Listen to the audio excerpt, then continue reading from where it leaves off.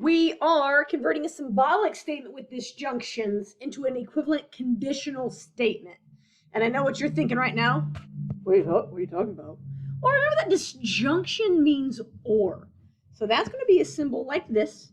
And a conditional statement is if P, then Q, which is going to be like this.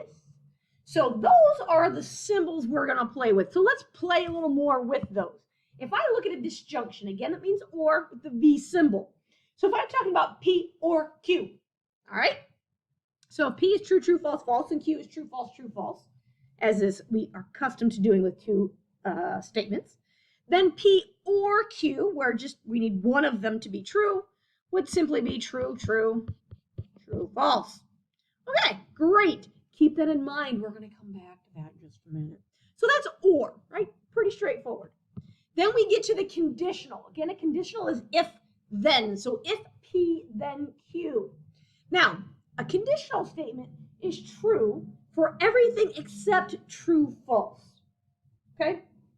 So we're looking at our truth table. Again, P is true, true, false, false.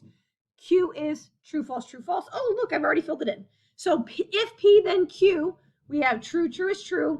Here, the true, false is the only time our conditional is going to be false. And then false, true, and false, false both give me true conditions. Okay, now, if we are comparing the disjunction of P or Q and the conditional if P, then Q, I've joined the two truth tables that we've played with so far, which is P or Q and if P, then Q. You'll note, oh, wrong button up here on my computer. Now, if you notice and you compare these two, they are not equivalent. To be equivalent, they need to be exactly the same. While P or Q is true, true, true, false, while if P, then Q is true, false, true, true. So right now, we can't just simply convert. We can't say these are equivalent. So we got to do a little bit more work. So I want to just say, what happens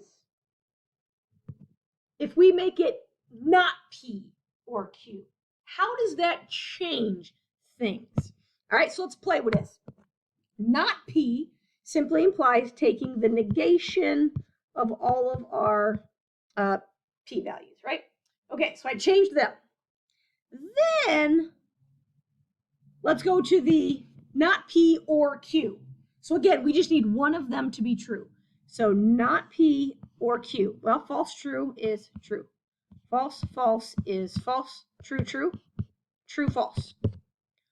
Look what just happened, everybody. True, false, true, true. Not P or Q is logically equivalent to if P, then Q. So we can talk about equivalency statements.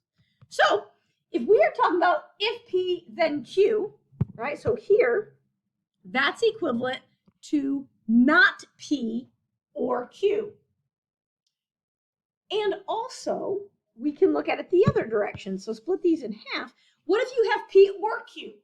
Well, that's fine. The equivalency statement as a conditional would be not P, if not P, then Q. So you'll notice it's the negation of this P statement that gives the equivalency between the disjunction and the conditional. And that, my friends, is how we do that in simple.